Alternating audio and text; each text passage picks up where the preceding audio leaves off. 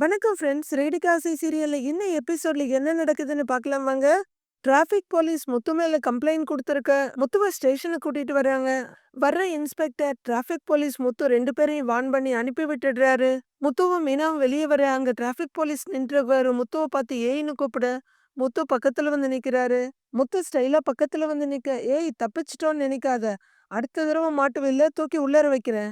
அப்ப யார் காப்பாத்துறான்னு நான் பாக்குறேன்னு டிராஃபிக் போலீஸ் சொல்ல, இதுக்கெல்லாம் பயப்படுறவன் நான் இல்ல. போலீஸா இருந்தா பொதுஜனம் யார வேணா மிரட்டலாம்னு நினைக்காதீங்க. நேர்மையா இருக்கவன் கடவுளுக்கு கூட பயப்பட மாட்டான். உங்க மிரட்டல் எல்லாம் வேற எங்கேயாவது வச்சுக்கோங்க. அப்படின்னு முத்து சொல்ல, ஏங்க அதான் இன்ஸ்பெக்டர் சொல்லிட்டாருல்ல. அப்புறம் எதுவும் பிரச்சனை பண்ணிட்டு இருக்காதீங்க வாங்க. வாங்கங்கன்னு முத்துவ கூட்டிட்டு போயிடுறாங்க மீனா. பயங்கர முறைப்போட டிராஃபிக் போலீஸ் உள்ளர போயிட, வெளியே வர முத்து மீனா கிட்ட அந்த போலீஸ்காரர் ஏன்பா அந்த பொருள் எல்லாம் வாங்கிட்டு போயிருப்பாங்கிறாரு. சார் சார் சார் அப்படின்னு அவரோட கைய பிடிக்கிற முத்து, சார் எல்லாரும் எதுக்கு அப்ப எங்க அண்ணன் அடிச்சீங்க அப்படி என்ன கேட்டான் அப்படின்னு முத்து கேட்க, அவன் கேட்டதை சொன்ன நீயும் அவனை அடிப்பேங்கிறாரு போலீஸ்காரர். அப்படியாங்க சார், அப்படி என்ன கேட்டான் சொல்லுங்க சார்னு முத்து கேட்க, உங்க இன்ஸ்பெக்டர் என் கேஸ்ல உடனே ஆக்ஷன் எடுக்கணும்னா என்ன செய்யணும்னு கேட்டுட்டு உடனே அவன் சொல்றான் அப்படிங்கிற போலீஸ்காரர் முத்துவோட காதுல சொல்லிட்டு இப்படின்னு கேக்குறான் பாருப்பா அப்படின்னு போலீஸ்காரர் சொல்ல, நீங்க அவனை அடிச்சதுல தப்பே இல்லைங்க சார் அப்படின்னு முத்து சொல்ல, மீனா என்னதான் இருக்கும்னு புரியாம பாக்குறாங்க நம்மளே மாதிரியே. இன்ஸ்பெக்டர் மட்டும் இதை கேட்டிருந்தாருன்னா உடம்பு ஃபுல்லா கட்டு போட்டு விட்டுருப்பாரு. அவனை திரும்பவும் இந்த பக்கம் வர சொல்லாதன்னு போலீஸ் சொல்றாங்க. சார் நீங்க எல்லாம் அடிச்சாதிக்க அவனே இந்த பக்கம் திரும்ப வரமாட்டாங்க சார் அப்படின்னு முத்து சொல்ல, சரிப்பா வந்து அந்த பொருளெல்லாம் வாங்கிட்டு போ அப்படின்னு போலீஸ் சொல்லிட்டு போக, இதோ இதோ வந்து வாங்கிக்கிறேங்க சார் அப்படிங்கிற முத்து, மீனா அவன் என்ன கேட்டிருக்கான் தெரியுமாங்க அப்படிங்கிற முத்து அந்த விஷயத்த மீனாவோட காதோட சொல்றாரு. ஏன்பா எங்களுக்கும் தான் கொஞ்சம் சொல்லி தொலைங்களேன்பா. மீனா தலையில அடிச்சுக்கிறாங்க. அடிச்சிட்டு இவங்க சிரிச்சிட்டு இருக்க முத்து அந்த பொருளெல்லாம் வாங்க உள்ளர போறாரு. ஹாஸ்பிட்டல்ல தாத்தாவும் பாட்டியும் உட்கார்ந்துருக்காங்க. ஒருத்தர் தாத்தாவோட கைய புடிச்சிட்டு, சாரி தாத்தா, இவ்ளோ நாளா நீங்க எங்க இருந்தீங்கன்னே தெரியல. எனக்கு மட்டும் இல்ல, யாருக்குமே நீங்க எங்க இருக்கீங்கன்னு சரியா தகவல் தெரியல. நாங்கெல்லாம் இருந்தும் உங்கள விட்டுட்டோம். என்ன மன்னிச்சிருங்க. பாட்டி என்ன மன்னிச்சிருங்கன்னு அவரு சொல்லிட்டு இருக்க. அதெல்லாம் பரவாயில்லப்பான்னு 2 பேரும் சொல்லிட்டு இருக்காங்க. பரவாயில்லையா? உனக்கு தெரியல. நீ என்ன பண்ணுவ? அப்படின்னு பாட்டியும் சொல்லிட்டு இருக்க. முத்துவும் மீனாவும் அங்க வர்றா. 2 பேருமே தாத்தான்னு கூப்பிட்டுட்டு வர, வா முத்து, வாம்மா மீனாங்கிறாங்க. நீங்க பண்ண வேலையால எங்களுக்கு ஒரு உறவு கிடைச்சிருக்குன்னு தாத்தா சொல்ல, என்ன சொல்றீங்கன்னு முத்து கேக்குறாரு. யார் இவருன்னு முத்து கேட்க, இந்த தம்பி எங்க ஊரு தான். கொஞ்சம் தூரத்து சொந்தம்னு தாத்தா சொல்றாரு. ஆமாங்க சார். இவங்க 2 பேரையும் நாங்க ரொம்ப நாளா தேடிட்டு இருக்கோம். குடும்பத்துல நடந்த ஒரு சின்ன பிரச்சனையினால இவங்க ஊரை விட்டு வந்துட்டாங்க. இந்த ஊருக்கு வந்து செருப்பு கடை வச்சு இவங்க வாழ்ந்துட்டு இருக்காங்க. இவங்க எங்க இருக்காங்கன்னு எங்க யாருக்குமே தெரியல. இவங்கள எப்படி கான்டாக்ட் பண்றதுன்னு தெரியாம இருந்தோம். அப்பதான் ஒரு பாட்டிக்கு அடிபட்டிருக்கு, பிளட் வேணும்னு ஒரு வீடியோவ பார்த்தோம். அதுலதான் இவங்க 2 பேரும் இங்க இருக்காங்கன்னு தெரிஞ்சுக்கிட்டேன் அப்படின்னு அவரு சொல்ல, ஓ அப்படியா அப்படின்னு முத்து சொல்ல, ஆமா முத்து, இவன் என் பேரன் முறைதான்ப்பா, பேர் சேதுப்பா அப்படின்னு பாட்டி சொல்றாங்க. இவங்க அம்மா அப்பா எங்களுக்கு ரொம்ப வேண்டப்பட்டவங்க அப்படின்னு பாட்டி சொல்ல, அவர் இவங்கள பார்த்து சிரிக்கிறாரு. இவங்க 2 பேரும் ரொம்ப சிநேகமா ஒரு புன்முறுவல் பூக்குறாங்க. சொந்த பந்தமெல்லாம் இருந்து இவங்களை இப்படி தனியா விட்டுட்டீங்களேங்க அப்படின்னு மீனா கேட்க, தப்புதாங்கன்னு அவர் சேது ஆரம்பிக்கிறாரு. அதுதான் இப்ப தேடி வந்துட்டாங்கல்ல, அப்புறம் என்னன்னு முத்து கேக்குறாரு. ரொம்ப நன்றிங்க, உங்களாலதான் இவங்களை திரும்ப பார்க்க முடிஞ்சது அப்படின்னு சேது சொல்ல, வீடியோ பார்த்துட்டு அப்படியே விட்டுறாம தேடி வந்திருக்கீங்க பாத்தீங்களா, ரொம்ப சந்தோஷங்கன்னு முத்து சொல்றாரு. தாத்தா சொன்னாருங்க, நீங்க 2 பேர் தான் இவரை நல்லா பாத்துக்கிட்டீங்கன்னு அப்படின்னு சேது சொல்ல, தம்பி எங்களுக்கு சரியா வேலை இல்லாம பட்னியா இருந்து நாங்க எப்பவோ போய் சேர்ந்திருப்போம்ப்பா. இந்த புண்ணியவதியால தான் நாங்க இன்னும் இருக்கோம் அப்படின்னு தாத்தா சொல்ல, தாத்தா என்ன நீங்க அப்படியெல்லாம் எதுவும் கிடையாது. எங்க சொந்த தாத்தா பாட்டியா தான் நாங்க உங்களை பாக்குறோம். அதுல எங்களுக்கு ரொம்ப சந்தோஷங்கிறாங்க மீனா. இதுக்கு மேல இவங்க தனியா இங்க இருந்து கஷ்டப்பட வேண்டாம். நான் எங்க ஊருக்கே கூட்டிட்டு போயிடுறேன். இவங்கள பார்த்தா எங்க சொந்தக்காரங்க எல்லாம் ரொம்ப சந்தோஷப்படுவாங்க அப்படின்னு சேது சொல்ல, கேட்கவே ரொம்ப சந்தோஷமா இருக்குங்க. அந்த கடவுளுக்கு தான் நீங்க நன்றி சொல்லணும். இந்த வயசான காலத்துல திரும்பவும் இவங்களுக்கு இப்படி ஒரு உறவு கிடைச்சிருக்குல்ல அப்படின்னு மீனா சொல்ல, மீனா ஒரு உறவு மட்டும் இல்ல, இவரு சொன்ன மாதிரி இவங்கள ஊருக்கு கூட்டிட்டு போனா மொத்த குடும்பமும் சந்தோஷப்படும்னு சொன்னார்ல, அதனால தாத்தாவுக்கும் பாட்டிக்கும் மொத்த சொந்தமும் திரும்ப கிடைக்க போகுது அப்படின்னு முத்து சொல்ல, ஆமாப்பான்னு தாத்தா சொல்லிட்டு இருக்காரு. பாட்டி இப்ப உடம்பு எப்படி இருக்குன்னு மீனா கேக்குறாங்க. பரவாயில்லம்மான்னு பாட்டி சொல்லிட்டு இருக்காங்க. தாத்தா டாக்டர் எதுவும் சொன்னாங்களான்னு முத்து கேட்க, டாக்டர் வந்து பார்த்தாங்க. ஒரு பிரச்சனையும் இல்ல. வீட்டுக்கு கூட்டிட்டு போங்கன்னு சொல்லிட்டாங்கப்பான்னு தாத்தா சொல்றாரு. அப்படியா? அப்படின்னு முத்து கேட்டுட்டு இருக்காரு. அப்ப நாங்க பணம் கட்டிட்டு என்ன ஏதுன்னு கேட்டுட்டு வர்றோம்னு சொல்லிட்டு மீனா திரும்ப, அதெல்லாம் ஒரு பிரச்சனையும் இல்ல. பணத்த நான் கட்டிட்டேன்னு சேது சொல்றாரு. கட்டிட்டீங்களா? ஏன்னே நாங்க கட்டியிருப்போம்ல. சரிங்க இந்தாங்க இந்த பணத்த வச்சுக்கோங்கன்னு முத்து பணத்த எடுத்து குடுக்க, ஐயய்யோ! அதெல்லாம் வேண்டாங்க. எங்க தாத்தா பாட்டிக்காக நீங்க எவ்வளவோ பண்ணியிருக்கீங்க. இத்தன நாளைக்கு அப்புறம் என்கிட்ட கொண்டு வந்து சேர்த்துருக்கீங்க. அது போதும். ரொம்ப நன்றிங்கன்னு சேது சொல்ல, பரவாயில்லங்க. அவங்க மேல இவ்ளோ பாசம் வச்சிருக்கீங்க. அதுவும் இந்த வயசுல சொந்தத்த பெருசா நினைக்கிறீங்க. இப்படிலாம் உறவு கிடைக்கிறது ரொம்ப கஷ்டம். தாத்தா, பாட்டி இவரு உங்கள நல்லா பாத்துக்குவாருன்னு எனக்கு நம்பிக்கை இருக்கு. அப்படின்னு முத்து சொல்ல, சார் நான் என் நம்பர் தர்றேன். நீங்க எப்ப வேணாலும் கால் பண்ணி பேசலாம். ஊருக்கும் வாங்க. நானும் அப்பப்ப ஏதாவது நான் கால் பண்ணி பேசுறேன். அப்படின்னு சேது சொல்ல, கண்டிப்பா வருவேன்னு. அப்படின்னு முத்து சொல்ல, எங்களுக்கும் தாத்தா பாட்டிய அடிக்கடி பார்க்கணும்னு ஆசை இருக்கும். அப்படின்னு மீனா சொல்ல, அண்ணே நீங்க உங்க நம்பர சொல்லுங்க. அப்படியே சொல்லுங்கன்னு முத்து நம்பர வாங்கி சேவ் பண்ணிக்கிறாரு. தாத்தா உங்க ஞாபகமா நாங்க 2 பேரும் ஒரு ஃபோட்டோ எடுத்துக்கட்டுமா? அப்படின்னு முத்து கேட்க, எடுத்துக்கங்க, எடுத்துக்கங்கன்னு தாத்தா, பாட்டி 2 பேரும் சொல்றாங்க. வாங்கண்ணே, இந்தாங்கண்ணே ஒரு ஃபோட்டோ எடுத்து குடுங்கன்னு தன்னோட மொபைல முத்து சேதுகிட்ட குடுக்குறாரு. தாத்தா, பாட்டி, முத்து, மீனா 4 பேரும் நிக்க அவரு ஃபோட்டோ எடுத்து குடுக்குறாரு. அப்படியே நீங்களும் நில்லுங்க. உங்கள மாரி ஒரு நல்ல மனுஷன பாக்குறது கஷ்டம். சேர்ந்து எடுத்துக்குவோம். அப்படிங்கிற முத்து எல்லாரையுமா சேர்த்து செல்ஃபி எடுக்குறாரு. இங்க பாருங்கன்னு தாத்தா, பாட்டி காமிச்சுட்டு, இங்க பாருங்கன்னு அந்த ஃபோட்டோவ அவருக்கும் காமிக்கிறாரு. மீனா பர்ஸ திறந்து பணம் எடுத்து, இந்தாங்க பாட்டி செலவுக்கு வச்சுக்கங்கன்னு குடுக்க, வேணாம்மா, எதுக்கும்மா இதெல்லாம்? நீங்க எங்க உறவ தேடி குடுத்ததே போதுமான்னு பாட்டி சொல்றாங்க. இருக்கட்டும் பாட்டி, நாங்க இத உண்டியல்ல சேர்த்த பணம் உங்களுக்காக தான் கொண்டு வந்தோம். உங்க பேத்தி குடுக்குறேன்ல, இந்தாங்க வேண்டான்னு சொல்லாதீங்க. வாங்கிக்கோங்கன்னு கையில பணத்த குடுத்துடுறாங்க மீனா. சரி தாத்தா, நாங்க அடிக்கடி வந்து உங்கள பாக்குறோம். நல்லபடியா போயிட்டு வாங்க. என்ன பாட்டி அப்படின்னு முத்து கேட்டுட்டு, சரிண்ணே நல்லா பாத்துக்கங்க. அப்படின்னு முத்து சொல்ல போயிட்டு வரோம்னு வந்து மீனாவும் ரெடி ஆகுறாங்க. 2 பேரும் வெளிய கிளம்புறாங்க. முத்து ஒரு நிமிஷம்னு தாத்தா கூப்பிட, தாத்தா ஒரு கவர முத்துக்கிட்ட இந்தான்னு குடுக்குறாரு. "என்ன தாத்தா இது?" அப்படின்னு கேட்க, "நம்ம கடைக்கு ஒரு பொண்ணு செருப்பு தைக்க வந்தது. தச்சுக்கிட்டு போகும்போது ஆட்டோல ஏறும்போது ஃபோன கீழ விட்டுருச்சு. நானும் கத்தி கூப்பிட்டு பார்த்தேன். அது காதுல விழல போல இருக்கு. போயிடுச்சு. இந்த ஃபோன எப்படி குடுக்கறதுன்னு தெரியல. பார்த்து விசாரிச்சு எப்படியாவது குடுத்துறேன்ப்பா." அப்படின்னு தாத்தா சொல்ல, "சரி தாத்தா விசாரிச்சு என்ன ஏதுன்னு பார்த்து நான் குடுத்துடுறேன்." அப்படிங்கிற முத்து அந்த கவர பாக்கெட்ல வச்சுக்கிட்டு, "அண்ணே தாத்தாவும் பாட்டியும் ரொம்ப நல்லவங்க. இதுக்கு மேல அவங்கள தனியா விட்டுறாதீங்க. நல்லா பாத்துக்கங்க." அப்படின்னு முத்து சொல்ல சேது சரிங்கிறாரு. "வரேன்" அப்படின்னு 2 பேருக்கும். 2 பேரும் பை சொல்லிட்டு கிளம்புறாங்க. ரொம்ப சந்தோஷம்ப்பா. 2 பேரும் நல்லா வாழ்ந்து ஒரு குழந்தைய பெத்து அத நாங்க கொஞ்சனப்பா. அதான் எங்களுக்கும் ஆசைங்கிறாரு பெரியவரு. சரிங்க தாத்தா நாங்க போயிட்டு வரோம்னு 2 பேரும் கிளம்புறாங்க. அண்ணாமலை வீட்ல தவிப்பா வீட்டுக்குள்ள உட்கார்ந்திருக்கவரு அவருக்கு நிம்மதி இல்லாம வெளிய வர்றாரு. முத்து அப்பான்னு கூப்பிட்டுட்டு வர, "வாப்பா எந்த பிரச்சனையும் இல்லல்ல? விசாரிச்சு விட்டுட்டாங்கல்ல?" அப்படின்னு அண்ணாமலை கேட்க, "ஆமா மாமா. அங்க இருக்க இன்ஸ்பெக்டர் இவர் மேல தப்பு இல்லன்னு புரிஞ்சுகிட்டு விட்டுட்டாரு." அப்படின்னு மீனா சொல்ல, "அது மட்டும் இல்லப்பா, அந்த இன்ஸ்பெக்டர் என்ன பாராட்டுனாரு." அப்படின்னு முத்து சொல்ல தோள்ல தட்டி குடுக்குறாரு அண்ணாமலை.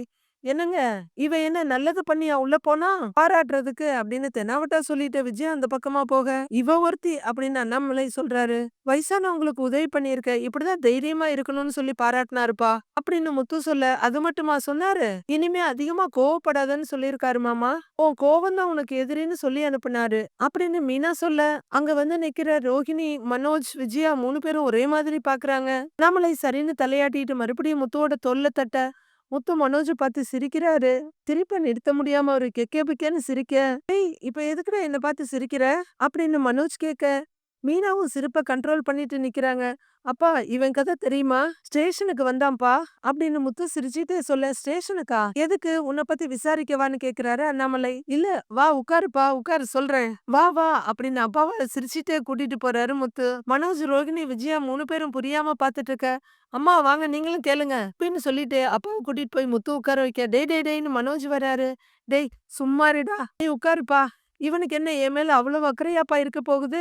இவன் பணத்தை எடுத்துட்டு ஓடுனவன பத்தி விசாரிக்கிறதுக்காக வந்தான். ஆனா அங்க constable, head constable, sub inspector மாறி மாறி பளீர் பளீர்னு இவனை அடிச்சாங்க." அப்படின்னு முத்து சொல்ல, "டேய் என்னடா சொல்றேன்னு?" அதிர்ச்சியா கேக்குறாங்க விஜயா. "மனோஜ் அடிச்சாங்களா? டேய் மனோஜ் நிஜமாவாடா?" அப்படின்னு விஜயா கேட்க, "ஆமாமா" அப்படிங்கிறாரு மனோஜ். "பணத்த பறிகொடுத்தவன் நீ. அத கேட்க போனா உன்ன அடிப்பாங்களா? என்னடா இது அநியாயமா இருக்கு?" அப்படின்னு விஜயா கேட்க, "ஆன்ட்டி அவங்க பணத்த பத்தி கேட்க போனதுக்காகலாம் அடிக்கல. இவரு தான் தேவையில்லாம கேள்வி கேட்டாரு. அதுக்கு தான் அடிச்சாங்கன்னு" கடுப்பா சொல்றாங்க ரோஹிணி. "ஏன் அவன் அப்படி என்ன கேட்டா?" அப்படின்னு விஜயா கேட்க, "ஆன்ட்டி" அப்படின்னு தடுமாறுறாங்க ரோஹிணி. அப்படி என்னடா கேட்டேன்னு அண்ணாமலை கேக்குறாரு. பா, அலிபாபா படத்துல வர்ற மந்திரம் மாதிரி போலீஸ்காரர் காதுல ஒண்ணு சொன்னான். உடனே பலார் பலார்னு விழுந்துச்சு. அது என்னன்னு நீயே கேளுப்பா அப்படின்னு முத்து சொல்ல அண்ணாமலை பாக்குறாரு. டேய், எதுக்கு உன்னை அடிச்சாங்கன்னு கேக்குறாரு அண்ணாமலை.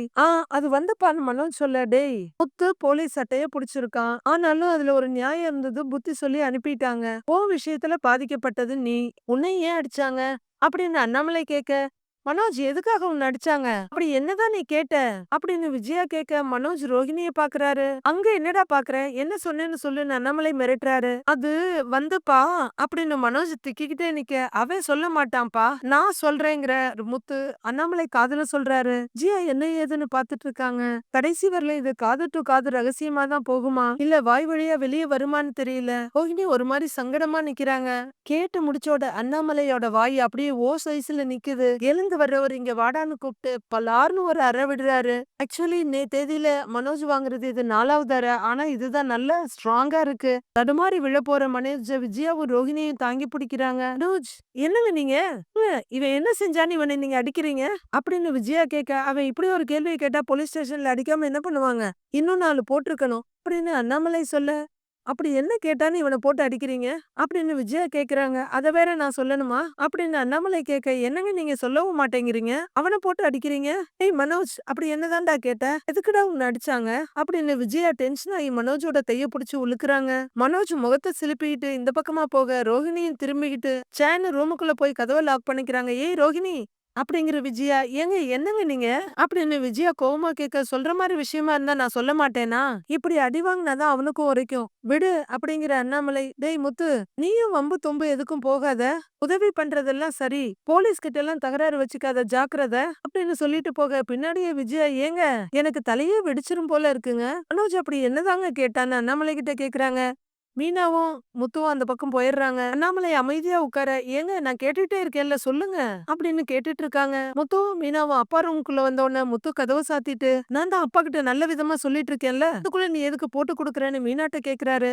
போட்டெல்லாம் குடுக்கலங்க, நீங்க மாமா சொன்னா மட்டும்தான் கேப்பீங்க, அதனாலதான் சொன்னேன், போலீஸ்காரங்க கிட்ட எல்லாம் பிரச்சனை வேண்டாங்க அப்படின்னு மீனா சொல்ல, என்கிட்ட யாரும் பிரச்சனைக்கு வராம இருந்தா நானும் பிரச்சனைக்கு போக மாட்டேன், இந்தா இந்த போனை உள்ள வையே, அப்புறமா யாருது என்னன்னு விசாரிச்சு பார்த்து கொடுத்துடலாம் அப்படின்னு அந்த கவரை மீனா கிட்ட குடுக்குறாரு முத்து. அதை வாங்குற மீனா, அப்படிங்க இப்படி பொருள் எல்லாம் அசால்ட்டா விட்டுட்டு போறாங்க அப்படிங்கிற மீனா மொபைல கவருக்குள்ள இருந்து எடுத்துட்டு, ஏங்க இதே மாதிரி போன் தானே நீங்களும் வச்சிருந்தீங்க அப்படின்னு சொல்லிட்டு திருப்பி திருப்பி பார்க்க, முத்துவும் வந்து ஆமா என்னது மாதிரி தான் இருக்கு, இங்க கூடன்னு கையில வாங்கி பாக்குறாரு. போன்ல அந்த ஸ்கிராட்ச் கூட அப்படியே இருக்குது அப்படிங்கிற முத்து, ஆஃப்ல இருக்கு, சார்ஜ் இல்ல அப்படின்னு சார்ஜ்ல கனெக்ட் பண்ணிட்டு ஆன் பண்ண, முத்து மீனா நிக்கிற படம் இருக்கு. மீனா, இது என்னோட போன் தான் மீனா அப்படின்னு முத்து சொல்ல, மீனாவும் பார்த்துட்டு, ஆமாங்க நான் இந்த போன் எப்படி தாத்தா கிட்ட அப்படின்னு மீனா கேட்க, அதான் அவரு சொன்னார்ல ஏதோ ஒரு பொண்ணு தவற விட்டுட்டு போயிருச்சுன்னு அப்படின்னு முத்து சொல்ல, ஆமா எந்த பொண்ணா இருக்கும் அது அப்படின்னு மீனாவும் கேட்டுட்டு இருக்காங்க. போனை எடுத்துட்டு கையில, அப்பா அப்படின்னு கூப்பிட்டுட்டே வர்றாரு முத்து. ஏங்க எதுக்காக மனோஜ் அடிச்சாங்க அப்படி என்னதாங்க கேட்டான் சொல்லுங்கன்னு அண்ணாமலை போட்டு நச்சரிச்சிட்டு இருக்காங்க விஜயா.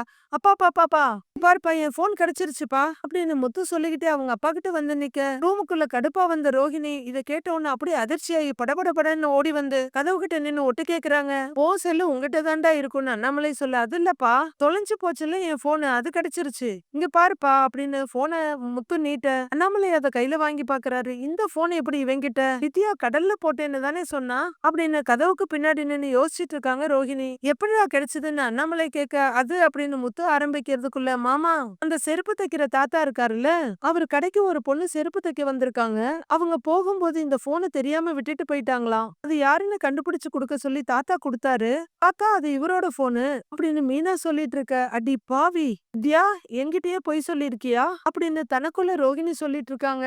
மனோஜ் தொலைச்ச பணம் கிடைக்கல, இவனோட போன் எல்லாம் கிடைக்குது அப்படின்னு விஜயா அங்கலாச்சிக்கிறாங்க. அப்பா நல்லவங்க தொலைச்ச பொருள்லாம் உடனே கிடைச்சிருமாப்பா அப்படின்னு முத்து சொல்ல, அப்ப மனோஜ் நல்லவன் இல்லையா அப்படின்னு விஜயா கேட்க, ஆமாமா நல்லவங்கிறதுனாலதான் பலார் பலார்னு விட்டாங்க அப்படின்னு முத்து சொல்ல, கடுப்பாயி கம்மனு உட்கார்ந்துக்கிறாங்க விஜயா. ஏண்டா இந்த போன்ல இருந்துதான் சத்யாவோட வீடியோவை வந்தது இல்ல அப்படின்னு அண்ணாமலை கேட்க, ஆமாப்பா இந்த போன்ல இருந்துதான்ப்பா போயிருக்குன்னு முத்து சொல்றாரு. அப்ப இந்த போன் யார்கிட்ட இருந்ததுன்னு தெரிஞ்சா அந்த வீடியோவை யார் வெளியிட்டதுன்னு தெரிஞ்சிருங்கிறாரு நம்மள இடைக்ட்டுப்பா, சூப்பரா யோசிச்சிருக்கப்பா அப்படின்னு முத்து கைத்தட்ட ரோஹிணிக்கு பயங்கரமா டென்ஷன் ஏறுது. அந்த பொண்ணு யாருன்னு கண்டுபிடிச்சிட்டா எப்படி வீடியோ வெளியே வந்துச்சுன்னு தெரிஞ்சிடும்பா. போன் கிடைச்சிருச்சுல, இத வச்சிருந்த ஆளுங்க சீக்கிரமா மாட்டுவாங்க அப்படின்னு முத்து சொல்ல, ஒரு பிரச்சனைக்கு எண்டு கார்டு போட்டு அடுத்த பிரச்சனை கிளம்பிடுதே அப்படின்னு பயத்திலயும் டென்ஷன்லயும் ரோஹிணி நிக்கிறாங்க.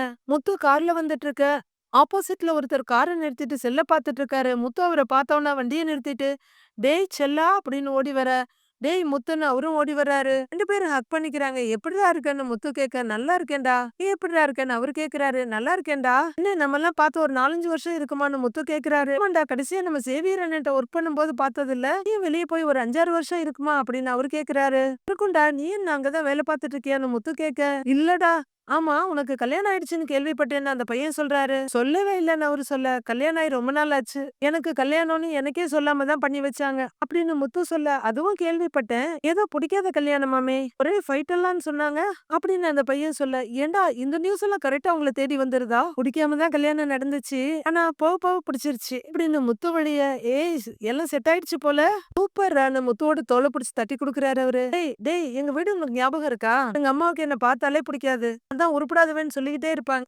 நானும் உருப்படாம குடிச்சிட்டு சுத்திட்டு தான் இருந்தேன். அதெல்லாம் வேற. அந்த வீட்டுக்கு நான் போறதுக்கு ஒரே காரணம் என் அப்பா தான். மத்தபடி யாரும் என்ன கண்டுக்காம தான் இருந்தாங்க. இது எல்லாமே அவ வர்ற வரைக்கும் தான்டா. யாரு? என் பொண்டாட்டி மீனாவ சொல்றேன். நான் யாருன்னு அவ வந்ததுக்கு அப்புறம் தான் எனக்கே தெரிஞ்சது. நான் குடிச்சா எப்படி தலைகீழ நடப்பேன்னு உனக்கே தெரியும்ல அப்படின்னு முத்து கேட்க, அப்படின்னு தலையாட்டுறாரு அவரு. நீ தெரியும்னு சொல்ல, எல்லாத்தையும் மாத்திட்டா. இப்ப முத்துனா வீட்டுல ஒரு கெத்து இருக்கு. யாரால? எல்லாம் அவளால. கல்யாணம் ஆனதுக்கு அப்புறம் தான் சந்தோஷமா இருக்கேன். என் வீடு நல்லா இருக்குன்னு முத்து ரொம்பவே சந்தோஷமா சொல்றாரு. ஏய் சூப்பர்ரா, கேட்கவே ரொம்ப சந்தோஷமா இருக்குடா அப்படின்னு அவரு சொல்ல, அப்புறம் உனக்கு பொண்ணு செட் ஆயிடுச்சான்னு முத்து கேக்குறாரு.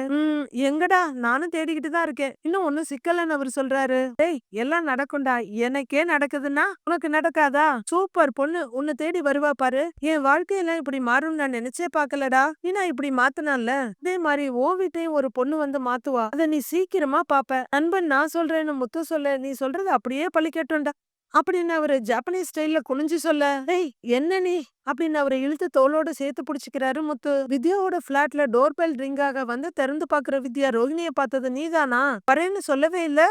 ஏய் பசிக்குது, நூடுல்ஸ் பண்ணிட்டு இருக்கேன், நீ சாப்பிடுறியா? உனக்கும் எடுத்துட்டு வரவா?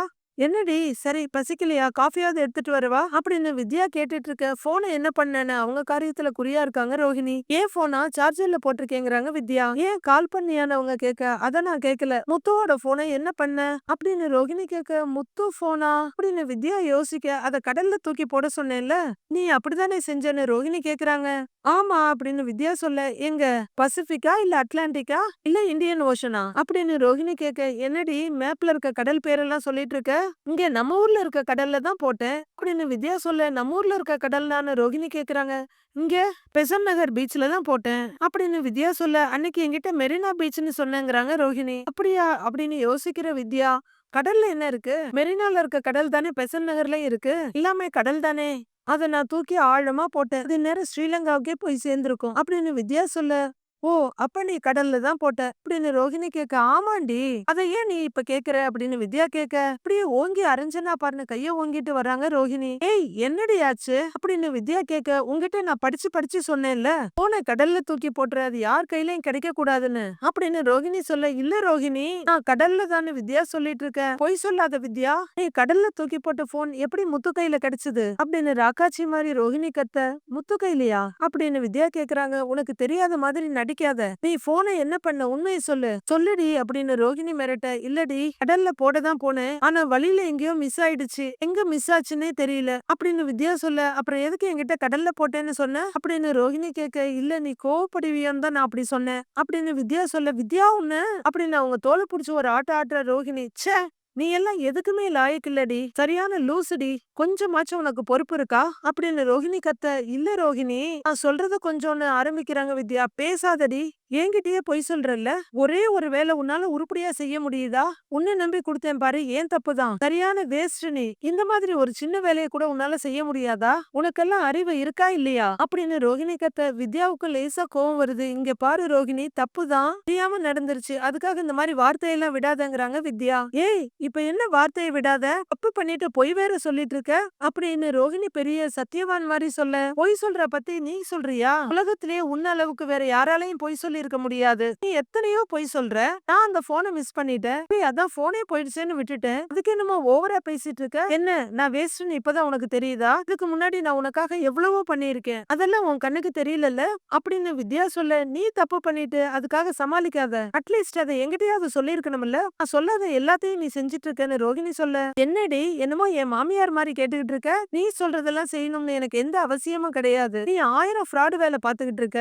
அதுக்கெல்லாம் நான் எதுக்கு உனக்கு ஹெல்ப் பண்ணணும்னு இப்பவாவது வித்யாவுக்கு ஞானம் வந்த மாதிரி கேக்குறாங்க. வேணா வித்யா, என் கோவத்தை அதிகமாக்காத அப்படின்னு ரோகிணி சொல்ல, எனக்கும் கோவம் வரும். ஏதோ நான் உங்ககிட்ட வேலை பாக்குற மாதிரி அதிகாரமா கேட்டுக்கிட்டு இருக்க. நீ கணக்கே இல்லாம தப்பு பண்ணிட்டு போவ. எல்லாத்துக்கும் நான் உன் கூட நிக்கணுமா? நீ செய்யற பாவத்துல பாதியை என் தலையில எடுத்து வைக்கிற அப்படின்னு வித்யா சொல்ல, இப்ப என்னடி பாவம் பண்ணிட்டாங்க? என் லைஃப பத்தி எல்லாமே தெரிஞ்ச நீ இப்படி பேசுறல்ல? நீ எல்லாம் ஒரு ஃப்ரெண்ட் அப்படின்னு ரோகிணி கத்துறாங்க. இத்தனை நாள் நான் உனக்கு ஹெல்ப் பண்ணப்போ ஒரு ஃப்ரெண்டா தெரியலல்ல? ஏதோ உன் லைஃப்ல மட்டும்தான் பிரச்சனை இருக்க மாதிரி பேசிக்கிட்டு இருக்கிற. உன்ன மாதிரி எல்லாம் நான் ஒன்னும் பொய் சொல்லிட்டுலாம் சுத்திட்டு இருக்கல. நீ பண்றது எல்லாமே ரொம்ப பெரிய பெரிய தப்பு. இருந்தும் எல்லாத்துலயும் நான் உன் கூட இருந்தேன். இப்ப சொன்னியே நான் உன் ஃப்ரெண்டுன்னு. இந்த ஒரு காரணத்துக்காக மட்டும்தான். ஆனா நீ என்ன ஃப்ரெண்டா ஒண்ணு பாக்கலையே. ஏதோ வேலைக்கு வச்ச ஆள் மாதிரி வந்து கேள்வி கேட்டுட்டு இருக்க அப்படின்னு வித்யா சொல்ல, வித்யா நீ என்கிட்டயே பொய் சொல்லி இருக்க. ஃப்ரெண்டு இப்படிதான் பொய் சொல்லுவாங்களா அப்படின்னு ரோகிணி கத்த, இப்ப என்ன நான் பொய் சொல்லிட்டேன்? கடல்ல போட்டுதான் நான் எடுத்துட்டு போனேன். அது வழியில மிஸ் ஆயிடுச்சு. அதுக்கு ஓவரா பேசுற அப்படின்னு வித்யாவும் கொஞ்சம் கோவமா சொல்ல, என்னடி அசால்ட்டா சொல்லிட்டு இருக்க?